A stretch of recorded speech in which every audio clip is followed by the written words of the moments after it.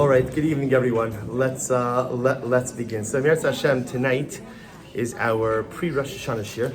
So, what I'd like to try to Mirz Hashem do over the course of the little bit of time that we have with each other is try to frame our experience for this Yom Tov, what we're trying to accomplish, what we're trying to do, and of course, you can't really capture the entirety of any Yom Tov just in one shiur. Every Yom Tov, and especially Rosh Hashana, is so multi-dimensional. There are so many facets, so many aspects, so many dynamics. Is Rosh Hashanah a day of fear? Is Rosh Hashanah a day of joy? Is Rosh Hashanah a day we should look forward to? Is Rosh Hashanah a day that we should be trembling for? And of course, the answer to all of these questions is yes and no. Rosh Hashanah has tremendous elements of fear. There is a mitzvah of simcha on Rosh Hashanah, right? As much as we spend a long time in shul, but at the end of the day, we also go home and have a celebratory meal. There is an element of feeling of confidence that exists on this Yom Tov, but yet a profound recognition, as the Gemara says, that kol ba'ei olam ovrim lefanav kibnei maron, that the entire world comes before HaKadosh Baruch Hu, the entire world. Remember, Rosh Hashanah is not just for Jewish people. Rosh Hashanah is for all humanity. Rosh Hashanah is for all of creation. And HaKadosh Baruch Hu literally decides mi yichya umi yamos, who is going to live, who is going to die. Mi bekitzo, mi lo bekitzo, who in their appointed time, who in not in their appointed time. Mi anuach, mi anuah, who is going to thrive and who is going to suffer. And again, everything we read about in Unisana Tokef, of course, is the fundamental reality. Yet with all of this, there is a profound sense of simcha, a profound sense of joy, because as we've spoken about, the God who is judging us is a Ribono Shel Olam who loves us so tremendously. But I'd like to focus on one specific area of Rosh Hashanah tonight, which is the Chauffeur. The meaning of the Chauffeur, the power of the Chauffeur, and the message of the Chauffeur. You know, I often find that during Tikiyah Chauffeur, especially, true on Chodesh Elul, but especially on Rosh Hashanah as well, is we feel moved. You can't not be moved by the sound of the shofar. But sometimes you could be moved, but I'm not exactly sure what I'm moved to, what I'm moved from, and where I'm moved to. What am I supposed to do? How am I supposed to react? What do I do with these particular kolos, and how do they transform me and propel me in a different life direction? So take a look at number one. Pasuk says, B'chodesh harishon be'echad l'chodesh mikra kodesh yelachem, Komeleches avoda lo sasu yom terua yihiyah lachem. So amazingly enough, this is the pasuk that speaks out Rosh Hashanah, right? The entire discussion that the Torah has regarding Rosh Hashanah is exactly this. On the 7th month, which is Tishrei, on the 1st of the month, Mikra Kodesh, it'll be a Yom Tov, a holy convocation. Komeleches avoda lo sasu, you can't do any malacha, you can't do any work. Yom terua, it will be a day of terua for you. By the way, that's it. That's it. That's the entire discussion about Rosh Hashanah. Nothing about judgment, nothing about the king, nothing about the throne, nothing about all the Torah tells me is Yom Teruah. Everything else that we have about Rosh Hashanah, about Rosh Hashanah being a day of judgment, about, again, all the different elements that we spoke about before, come from the Gemara, come from Chazal, come from the commentaries. If you want to know what the Torah Kedosha says about Rosh Hashanah, you have it. There it is. There's a couple of more psukim that talk about the karbanos, the sacrificial offerings that are offered. But in terms of what the day is, the Torah identifies Rosh Hashanah simply as a Yom Teruah. And by the way, of course, you know, even that phrase itself is shrouded in so much ambiguity. What is a Teruah? What is a Teruah? Is a Teruah a Tekiyah? Is it a shvarim? Is it a teruah? Is it a tekiyah? So we don't even know exactly what sound a teruah is. So therefore, because we don't even know what it is, we sound 100 sounds. 100 sounds. Remember, again, on a biblical level, all you really have to do are 9 sounds. Right? You have to do trua, tekiyah 9 times. 3 times. Three sounds, 3 times. A total of 9 sounds. But because there's so much ambiguity as to what is a trua. Is a trua what we call a trua, right? Or is a trua a shvarim? Or is a trua a shvarim and a trua? So again, is the shvarim trua blown in 1 breath, 2 breaths? So because there's all this ambiguity, therefore we do all of it. We want to satisfy all the opinions. And that leads us ultimately again to the blowing of 100 kolos, 100 sounds. But this is it, which tells us something amazing. If this is the way that the Torah identifies this day, that Rosh Hashanah is a Yom Teruah, what that tells us is that anything and everything we need to be successful on this day, ultimately, again, could be understood in the shofar dynamic of the day. the entirety of Rosh Hashanah could somehow be captured in the essence of the shofar.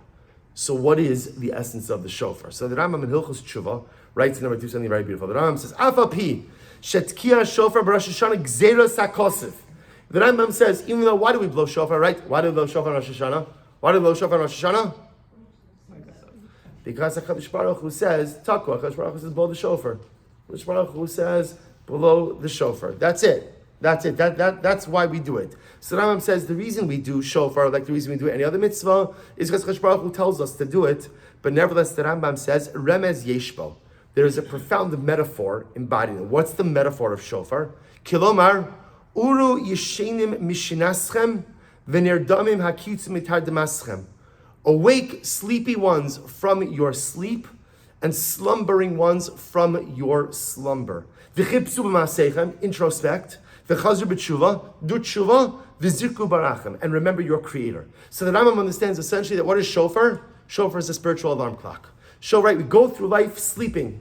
We go through life asleep at the wheel. We go through life slumbering, right? Some of us are just in a light sleep. Some of us are in a deep sleep. Some of us is just sleeping for a couple of hours. Some of us have been asleep for a couple of decades. Some of us are just sleeping normally, and others have been hibernating for years. But the reality is, the nature of the condition of mankind is, we are all asleep to some degree. Says the Rambam, comes the shofar, and the shofar jars us awake. The shofar wakes us up. Uri yeshemim mishinaschem. Wake up, wake up. But what do you do when you wake up? Introspect. V'chipsu b'masechem.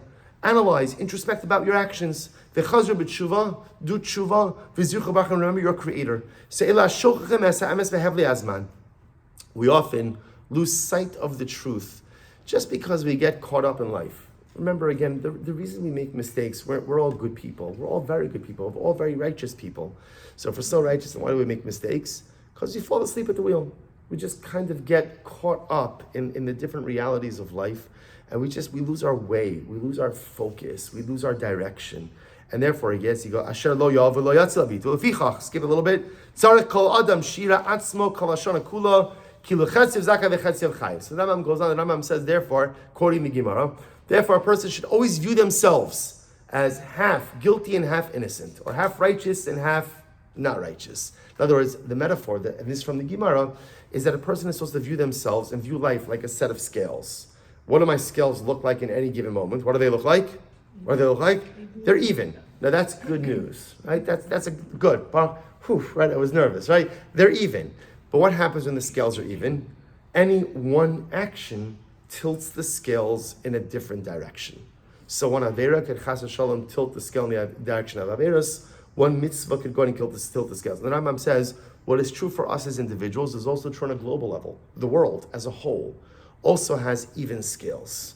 And so when I do something in my life, not only does it impact my scales, but it impacts global scales as well. In other words, what the Rambam is trying to highlight is, we often go through life thinking that we don't matter, or that what we do doesn't matter. And so, okay, whatever, I'm gonna allow myself to do certain things because, hey, what's the big deal?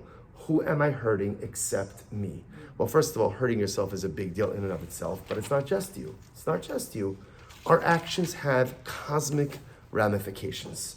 Our actions have dramatic implications, repercussions, and ramifications. And the Rambam says, here's the problem, that all too often in life we fall asleep. We just fall asleep. Again, what's beautifully validating about this is, we often assume that the reason we commit averos is because we're bad. Chas v'shalom, we're not bad. We're just very tired.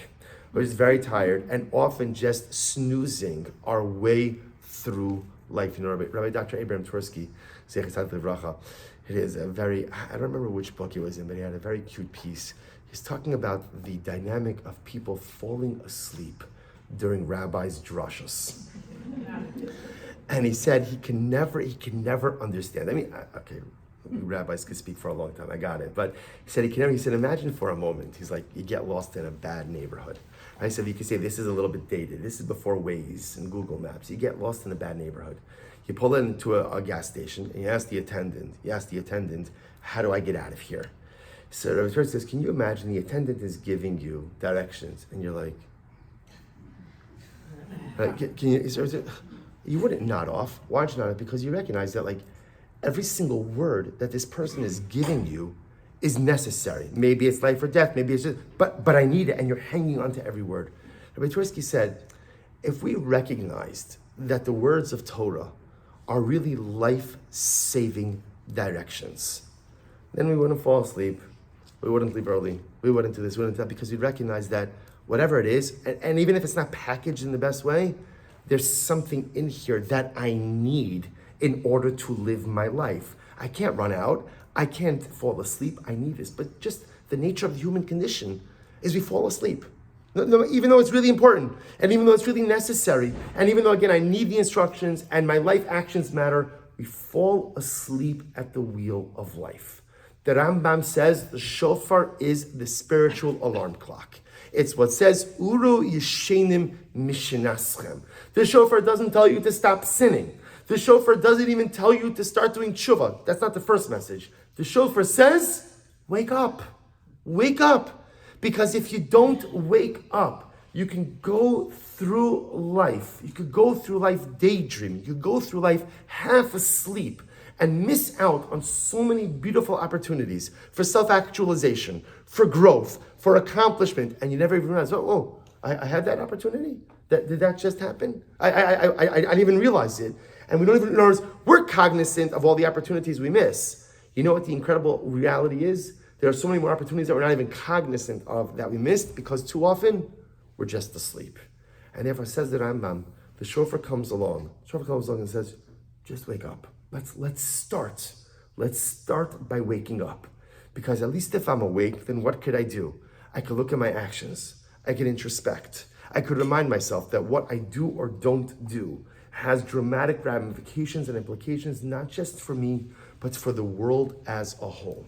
The dynamic of the shofar, says the Rambam, Uru yishenim mishinaschem. Wake up. Wake up. Stop slumbering through life. You know, it's interesting, and I can tell I'm getting old in many ways, but one of the ways I can tell I'm getting old, one of the things that drives me crazy, is when you hear, or when you see, maybe there are people related to me or not related to me, who sleep late. Sleep late. A person sleeps till 10 o'clock in the morning, till 11 o'clock in the morning. All right, if you're going to sleep at 4 o'clock in the morning, that's one thing. But how does a person even allow that for themselves? Like, isn't there a piece of me? Isn't there a piece of me that's like, my kishkas are churning, like life is flying by. I don't know how much time I have here on this earth. I don't know what amount of time I have to accomplish. Every moment there's, again, doesn't mean that a person shouldn't sleep. We should all get enough sleep. We should take care of our health, of course. But there's this idea that like, it's okay to sleep. And of course it's okay to sleep. It's just not okay to sleep too much. Because if you habituate yourself to sleeping too much, then that becomes the way I live my life. And if that becomes the way I live my life, again, it's not an avera. It's worse than an avera. You know, an avera, what's the good part of an avera? You're like, what's the good part of an avera? Where do I start? Right? The good part of an avera is I know it's an avera, I know what I did wrong, and I know what I have to fix. Being hibernating through life, being asleep throughout life is terrible. Because when you look at it, are you doing anything wrong? No, it's not an avera. I'm just missing out on life itself. So an avera, at least I know it's bad, I know what I have to correct. Sleeping through life, I can justify it as I'm just really tired. I just need a lot of sleep, a lot of life sleep. And so the Rambam says, the shofar comes along and says, you gotta wake up. You have to live life. You have to introspect. What are you doing? How are you living? Where are you going? What's your plan? How do you want to maximize what HaKadosh Baruch Hu has given you? And yes, how do you want to fix the stuff that's broken? So I was very intrigued by this idea of waking up. And how the Rambam really said, just so you understand, so now if we kind of take this back, so all the Torah tells us about Rosh Hashana is waking up, right? There's no other discussion by Rosh Hashana. There's no mention of tshuva, there's no mention of judgment, none of that stuff comes up. So that tells you that the only dynamic of Rosh Hashana is shofar, which tells you on a very basic level that what is the entire avodah of Rosh Hashanah? The entire avodah of Rosh Hashanah? is waking up. That's it. That's why you'll notice again, there's no Hashamnu, Bagadnu, there's no Slichos, there's no Vidui, there's no confession. There's no confession on Rosh Hashanah, right? There's not even Avinu Malkeinu. There's a whole machlokas as to whether or not one should say that on Rosh Hashanah. And even those who say it on Rosh Hashanah, some take out the phrase Avinu Malkeinu Chatanu Lefanecha. It's fascinating, right? My father, my king, I've sinned before you. The general custom is we keep it in, but some take it out because that's not Rosh Hashanah.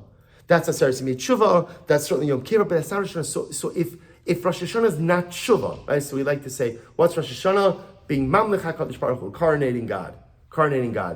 I don't know, not that anyone really knows what that means, actually, to coronate God. It sounds beautiful, they count me in. But what exactly does that mean? We'll come back to that. But Rosh Hashanah is a day, or 2 days, to wake up. To wake up. I don't want to sleep through life. I don't want to slumber through existence. You know, when everyone has that day, that moment where you realize how much time has gone by, and it's a little bit depressing because I recognize it's not like an age thing, but it's a recognition that I could know with absolute certainty I did not maximize my time, and I cannot get that back. So Rosh Hashanah is the day, the Avodah of Rosh Hashanah, Yom Teruah. That's all the Torah says. Nothing about coronating God, nothing about Shuvah, nothing this. It's a day of Shofar. What do you do with the Shofar? I wake myself up. It's time to stop sleeping, and it's time to start thinking. Who am I? What have I done? What haven't I done? Who do I want to be? Introspection. Do I need tshuva? Don't I need tshuva? How do I do tshuva? What's my plan? So what's fascinating about this waking up dynamic is, we find it elsewhere. Take a look at number 3. The Shulchan Aruch writes, and this is the first halacha in Shulchan Aruch. Mamish, the first halacha in Shulchan Aruch. Yiskaber ka'ari la'amud baboker la'avodas baro. This is Siman Aleph Halacha, the first halacha in Shulchan Aruch. First halacha in Shulchan Aruch.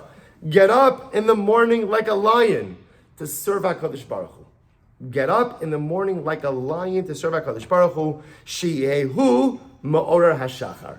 I should awaken the dawn, and the dawn shouldn't awaken me. The first halacha in Shulchan Aruch: don't oversleep. Don't sleep in. Don't slumber. Get up in the morning, Yiskaber Ka'ari, to go ahead and serve HaKadosh Baruch Hu. You wake up the dawn. Don't let the dawn wake you up. And Rabbi Nachman, in the Kutei Halachas, I share with you a little piece over here. The Rebbe has an incredible and beautiful interpretation. Now, he's commenting on this halacha in Shulchan Aruch, but I think we could take his idea and Emeretz Hashem apply to Rosh Hashanah as well. So what the Rebbe writes? Ki Isa, right by, I'm in source number 4 now, the Kutei Halachas, right by the Aleph. Ki Isa b'divrei Rabbeinu Zal, shekesha adam maschil lechapes atzmo v'roshu rachok mo me'Hashem yisbarach. Sometimes we introspect, we look inside ourselves, and I realize that I am so distant from HaKadosh Baruch Hu. No? We've all had this feeling. I wake up, I introspect, I look inside, and the truth is, I'm not fully happy with what I find. And I realize that I'm so distant from the Ribono Shel Olam. And I'm filled with sin. I'm filled with sin. And I'm so far from anything good.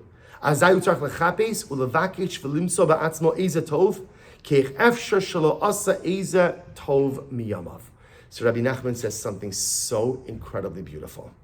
What do you do in that moment of introspection? I'm having a moment of realization. I look inside myself, and I'm so unhappy with what I found. I feel like I found sin. I found stuff that's broken. I found a bunch of schmutz. I found all different kinds of things, and I'm so profoundly unhappy with what I found. So Rabbi Nachman, this is incredible. Rabbi Nachman says, what should you do? What should you do in that moment? Look for something positive about yourself. Okay, you found all the broken stuff, found all the bad stuff. Now look for something positive. So you find something good. So I find something good about myself. And then when I begin to look at what that good thing is, what do I find? What do I find? That even my good is flawed. Even my good is flawed. Even the things that I've done, the mitzvahs, right, the Ma'asim Tovim, the Avodah, the Chesed that I've done, it's also faulty. So not only do I have a whole bunch of negative stuff, but even the good that I possess is not really good. The good that I possess is hollowed out. It's also flawed. Ki mu'urav b'psolas harbe. The Rebbe says, okay, so search further in that mitzvah that you did. Even if the mitzvah as a whole is not great, is there something in that mitzvah that's pure? Can you pull out one spark of complete Kedusha? Can you find one element of that mitzvah that was absolutely pure and good? He goes on, yesh bo eza nekuda tova. So this piece of Rabbi Nachman is one of the most famous pieces, the Kutei Halachos Reish Pei Beis, and what the Rebbe here highlights is a dramatic approach to life. When you introspect and you find negative things about yourself, so often conventional wisdom is, oh, you find negative stuff, what should you do? What should you do? See, all too often we think that the litmus test of a good Jew is how miserable you are, right? In other words, that the more upset I am at myself for what I've done, right? And the angrier I am at myself for what I've done. And the more just I feel the horrendous burden of my mistakes. That's a yid, right? That's depression. That's not, in other words, the Rebbe is describing over here something amazing. The Rebbe is saying, when you find something broken inside yourself, you have to fix what's broken. But in order to fix that which is broken, you have to have confidence in yourself. You see, if I find stuff inside me that's in a state of disrepair, and now my avodah is to fix it, but if I'm going to fix it, I have to believe that I have the power to fix it. So where do I find the ability to believe in myself that I could fix that which is broken? And Rabbi Nachman posits, it's by finding the good. Identify good things in yourself. Because if I can identify good things in myself, that means that what? I have the tools to right the wrongs. I have the tools to fix that which is broken. It's a fundamentally opposite way of thinking. That when you encounter challenge, difficulty, broken kite inside of yourself, the avoda is not to dwell on that. I'm going to come back to that, push the pause button on that, and now I have to find the good. What's good inside of me? What's working inside of me? And the moment you find that good and you recognize it, my gosh, okay, Baruch Hashem, I've got a lot of problems, but I've also got a lot of stuff that's great. The finding of the beauty, the finding of the goodness, the finding of the Kedusha, that's what gives me the confidence to be able to repair that which is broken. Do you know why at the end of the day, most of us never become real Baalei Tshuva? We become like, for lack of a better term, like lipstick Baalei Tshuva, right? The lipstick Baalei Tshuva, right? In other words, so you can put on a little bit of lipstick and it looks nice, great, it's fine, right? Whatever the rest of the outfit, it looks nice. I'm a lipstick Baalei Tshuva. I figured that would be a good metaphor for the shiur. Right? Good. I'm a lipstick Baalei Tshuva. That's it. Why is it that we never get traction? Deep down, it's because I don't really believe that I could change. I don't really believe that I could actually fix the stuff that's broken inside of me, especially many of us have stuff that's been broken for years. Some of us even decades. And if I haven't fixed it by now, come on, I'm not really going to fix it. And that's why the Rebbe says the first step to tshuva is believing in yourself. And the way you believe in yourself is not by focusing on that which is broken, but it's focusing on that which is positive. Again, not ignoring the negative. We're going to come back to the negative. We have to fix all that stuff. But to fix it, you have to believe in yourself. And to believe in yourself, you have to be able to see your good. Because when you see your good, you recognize, okay, I'm good. I can do great things. I can accomplish beautiful things. I can create incredible realities for myself, for my family, for my community, for my world. I have tools at my disposal. And if I have tools at my disposal, that means that I can make a difference. Look what the Rebbe says. Skip down a little bit to paragraph Beis. Still in source number 4. He says, this is beautiful. This idea of looking inside yourself and finding something positive, in Chassidus, this is referred to as waking up. Waking up. Rabbi Nachman says, when I feel so down on myself and all I see are my averos, that's called sleep. That's called sleep. right? All I see is the negative. All I see that which is broken, and I don't feel any hope that I can pull myself out of this. That is being in a state of slumber. Remember, like the Chazal say, sleep is 1/60th of death. Death is ultimate paralysis. You can't do anything. When a person, all they see is their negativity, and all they see are their faults, and all they see is what's broken.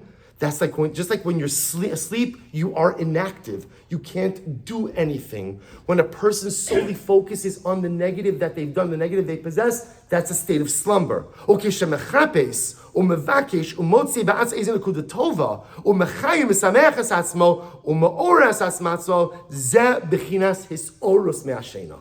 And when you find something good about yourself, and you get yourself excited about you. You get yourself excited about who you are and what you are and the tools you have to accomplish great things. That's called awakening.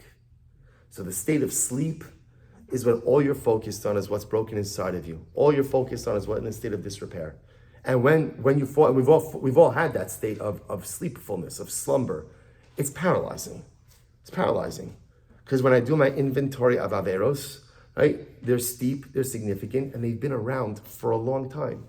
And if that's what I'm dwelling on, it's totally paralyzing. That's sleep. But then when I switch gears and focus on the positive that I have, the positive that I've done, a good track record that I really do possess to accomplish great things, that awakening shakes me out of the slumber of paralysis and reminds me that if I have accomplished great things in the past, I could continue to accomplish great things in the future. David HaMelech writes in Tehillim, source number 5.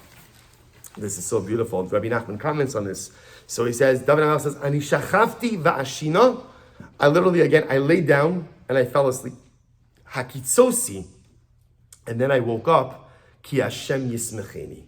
Because Hashem supported me. And look, Rabbi Nachman says something so incredibly beautiful. Rabbi Nachman says, what is David HaMelech talking about? Ani shachavti va'ashina. David HaMelech is saying that sometimes when I did a personal inventory, sometimes I introspected, I looked at myself, I looked at my life, and David HaMelech says, I was so down on myself. I was so disappointed in myself. And I felt like such a profound life failure. That's Ani shachavti. I laid down. I laid down means I dwelled on the negative parts of my persona. Va'ashina, and I fell asleep. I was paralyzed. But then Rabbi Nachman says something amazing. He says, Hakitzosi. But then I was able to wake up. Why? Ki Hashem yismecheni, for Hashem supports me. Rabbi Nachman says something so beautiful. Rabbi Nachman says, Ki Hashem yismecheni is not external God, but internal God. Rabbi Nachman says Hashem in this context is a reference to the good that I possess within. I found my inner goodness. I found my inner beauty. I found my inner Kiddusha. And I was able to wake myself up. Look at the second paragraph in number 6. Aval be'emes ha'adam asur liya'ish atzmo. A person is not allowed to fall into the clutches of despair. Don't allow yourself to fall asleep with despair. Don't allow yourself to fall into the slumber of despondency. Don't judge yourself only by your failures and be rendered immobile to affect change. Rather, he says, V'zaki tzosi shani misgaber u'misorer mishinosi. I have to wake myself up in life. Ki ein ani miya'ish atzmi adayin. I am not giving up on me. I'm not giving up on me. There's good in me. And that's not just like an aspirational idea. I could tell you. I could point out the good things I've done. I could point out the good things I've accomplished. I could point out the beautiful things that I have changed in my life. I have a good track record. I have successes. I have the tools to affect change in life, and I need not be rendered immobile by the slumber created by my failures. Ki kol hatov mi'ito yisparach. And Rabbi Nachman goes on. So it comes out of this, I don't know, for me, this is a life-altering piece. Because I think too often we find ourselves hovering in a Judaism and in a Yiddishkeit that is heavily laced with guilt. And it's all about guilt. Now, guilt is important, right? Because if you don't feel guilt for anything, then you're not fully cognizant of what you're doing.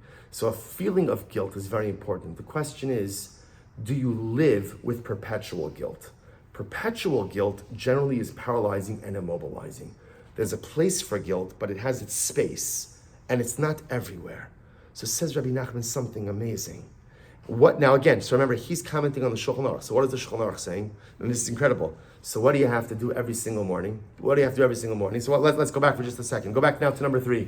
I'm giving you, right, Rabbi Nachman is giving us a brand new insight into this halacha. Yiskaber kari la'amot baboker la'avodas boro.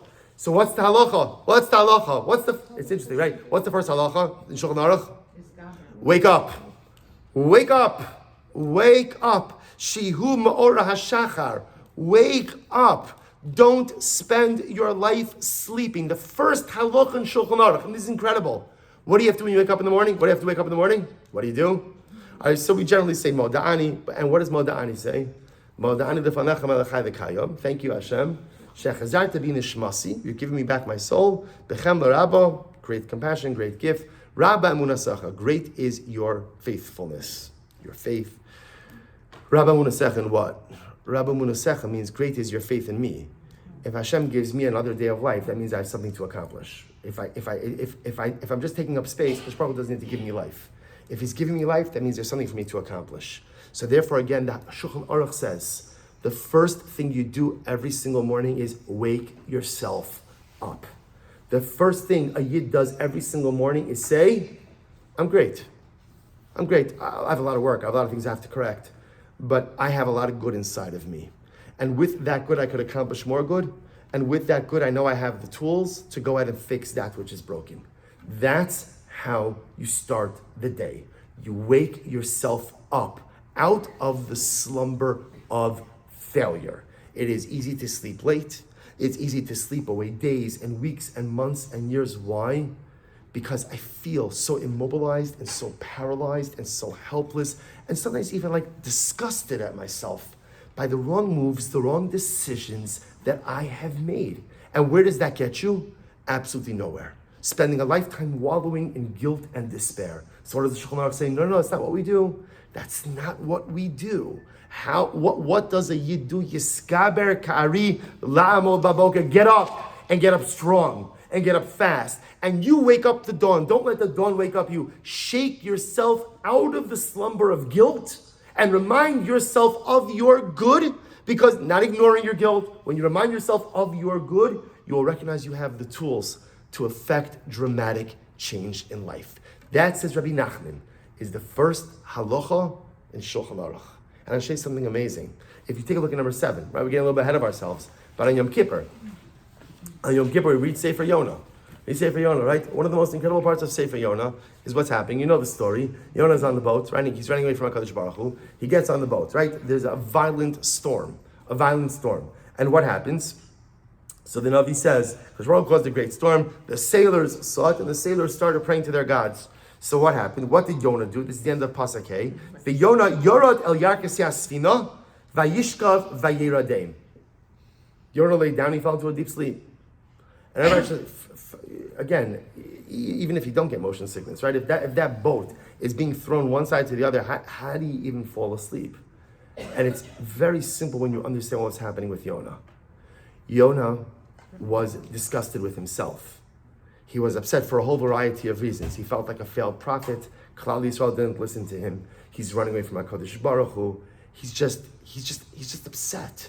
He's disappointed. He's disillusioned with himself. So what does he do? He falls into a deep sleep, because that's what happens. When all you see about yourself is the negativity, and all you see about yourself are the shortcomings and the faults and the failures, that leads you to one thing: immobilizing slumber. So Yonah, who was running away from God, running away from Klal Yisrael, running away from himself, just goes down to the bottom of the boat and just falls asleep. And now let's bring this full circle. So now it turns out that perhaps this is the added dimension of Chauffeur, of Yom True of Rosh Hashana. Right? The Rambam said that the entire avodah of Rosh Hashana is the Chauffeur. That's the entire avodah of Rosh Hashana. And according to the Rambam, it's a spiritual alarm clock because I'm sleeping my way through life. Shofar wakes me up, and what should I do when I wake up? I should introspect, look at my deeds, and recognize that I matter. Perhaps there's another element of Shofar Hashana as well, which is that the avoda of Shofar is to get us to wake up, but to wake up and to see our good, to wake up and to see that which is positive, to wake up and to see our right. How many of us take inventory of our accomplishments, of our good, not to ignore our averos or our misdeeds. No, of course I have to get to that, but there's a time to get to that. There's a time and place for real introspection on our misdeeds and averos. But how many of us actually take the time to actually look, do an inventory? What did I do right this year? What did I do right? What went well? What are the good midos I possess? What makes me a good person? What makes me a good child, a good spouse, a good friend, a good Jew? And to take an inventory, right? Everybody has their journals about what they do wrong, but it's also good to have a journal about what you do right. And that, Rabbi Nachman says, is the entire avoda of Rosh Hashanah, is to awaken ourselves to see the good within ourselves. That's why Rosh Hashanah has no ashamnu, bagamnu, gazalnu, no chait, because that's not our job on this day. On Rosh Hashanah, there's a different job. We're going to get to that. But in order to, you have to understand, in order to do real tshuva, you have to believe that you have the tools to change. And in order to believe that you have the tools to change, you have to believe, you have to see the good that you've done. Because if I haven't done any good, then I'm a bad person. If I'm a bad person, then I don't have the tools to change. And if I don't have the tools to change, then tshuva is an exercise in futility. And if tshuva is an exercise in futility, sure, I'll show up, I'll do the lip service, right? I'll fall asleep during the drasha, right? And that's it. We'll just move on. I'll go through year after year after year after year.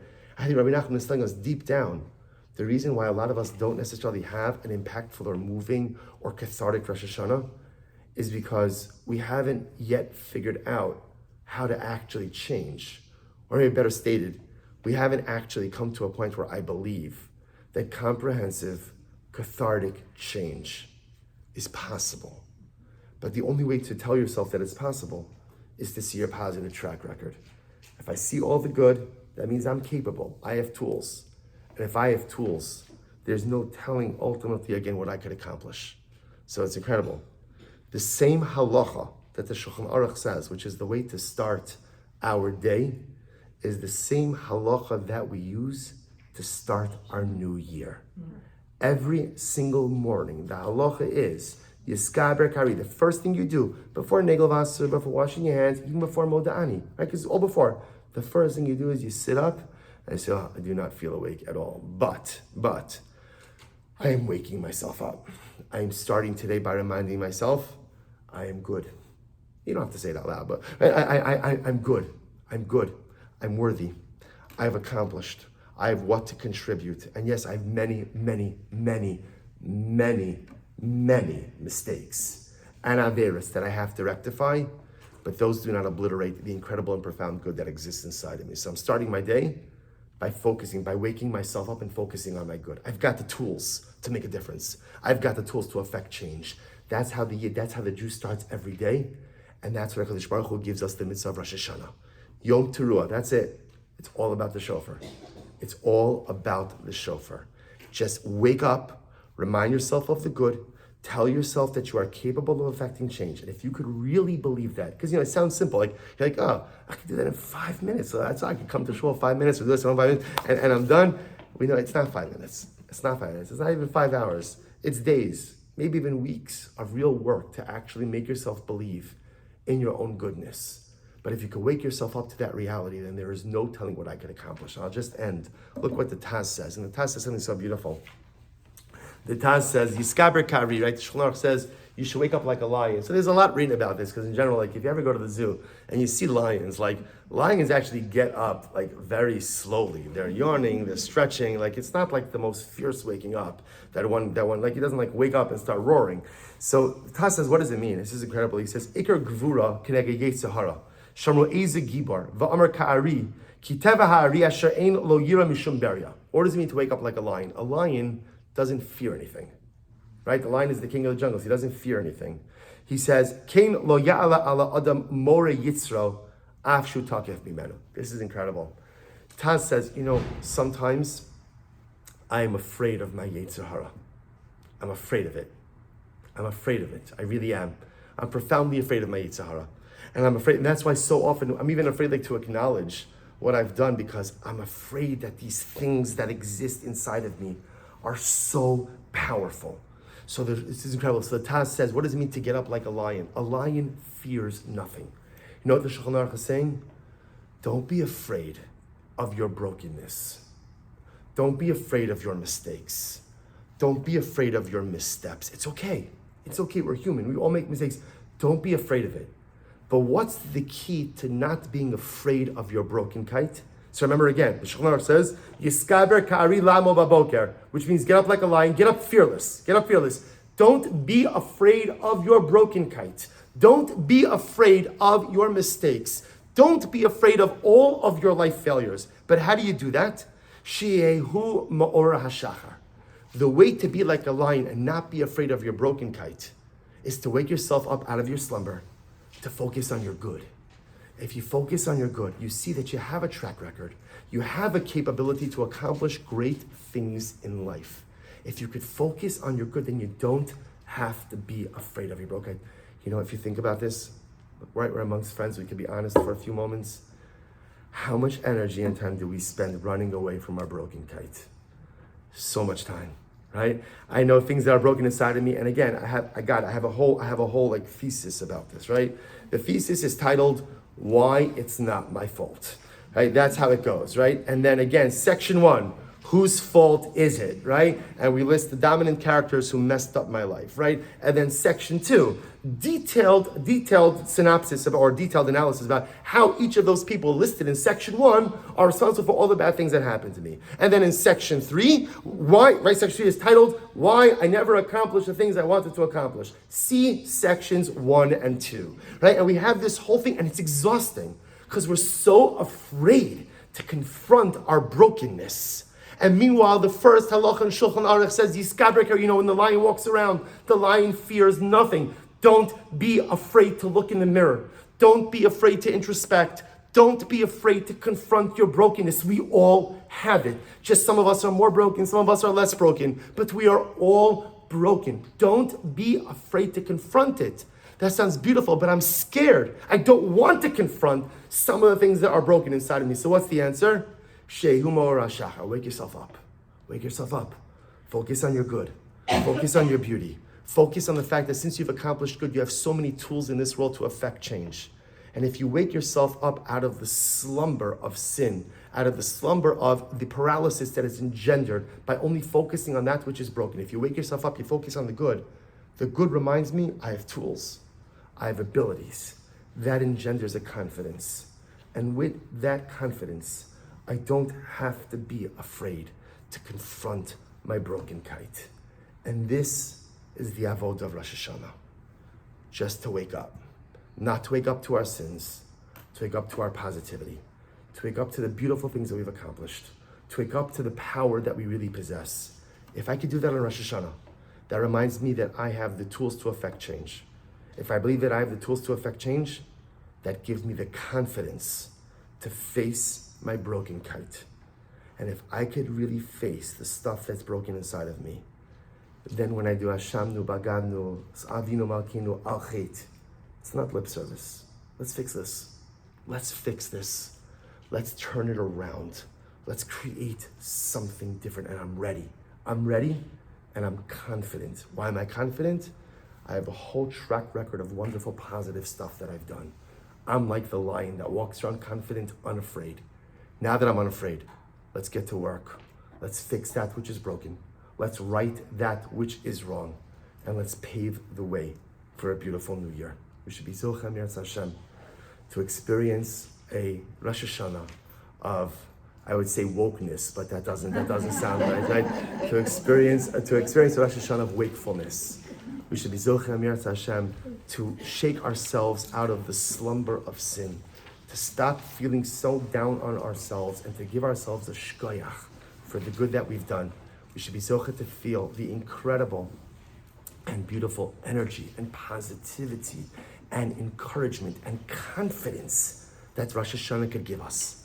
And with that energy and confidence, we should be zochet to fix the things that are broken, enter into Yom Kippur, have our slate wiped clean, and enter into Taf Shin Pei Hey, ready to become the best version of ourselves. Have a wonderful evening. So what's the mom like?